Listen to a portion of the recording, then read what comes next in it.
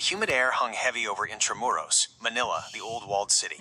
It was June 12, 2025, and the cobblestone streets, usually bustling with tourists, were quieter today, reserved for the solemn march.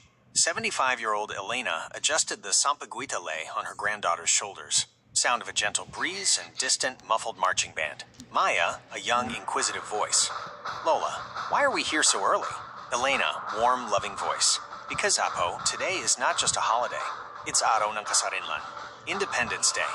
We come to remember, as the sun climbed higher, casting long shadows from the ancient walls, the sounds of marching bands filled the air. Soldiers in crisp uniforms, students carrying the Philippine flag, and veterans in their faded regalia paraded past.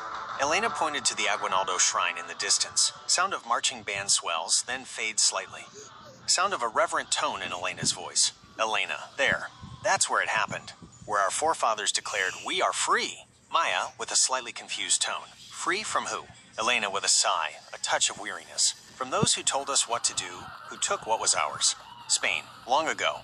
But freedom, Apo, is not just about the past. It's about today and tomorrow. The parade continued, a vibrant tapestry of the nation's history. There were floats depicting scenes from the revolution, dances celebrating the diverse cultures of the archipelago, and songs of patriotism that stirred the heart. As they watched, Elena reflected on the changes she had witnessed in her lifetime. The struggles for democracy, the fight against corruption, the challenges of a changing world.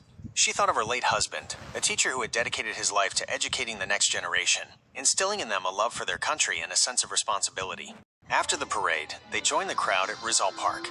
A stage had been set up, and speeches echoed across the vast green space. Politicians spoke of progress, of unity, of the challenges that still lay ahead. Elena listened with a mix of hope and skepticism. Words were important, but action was what truly mattered. Sound of distant speeches, fading in and out. Maya, with a playful tone. Lola, can we get Halo Halo? Elena, with a chuckle, the sound like the tinkling of wind chimes. Of course, Apo. Even on a day of remembering, there is time for joy. Sound of ice being crushed, spoons clinking. As they sat under the shade of a sprawling acacia tree, sharing the icy treat, Elena looked at her granddaughter. Maya's eyes sparkled with youthful energy, her face full of dreams. Elena knew that the future of the Philippines rested in the hands of this generation. Sound of birds chirping gently. Maya, with a thoughtful tone. Lola, what does freedom mean to you? Elena, pausing, considering the weight of the question. It means the right to choose your own path. To speak your mind. To build a better life, not just for yourself, but for everyone. It means remembering the sacrifices of those who came before us and working hard to make their dreams a reality. As the sun began to set, painting the sky in hues of orange and purple,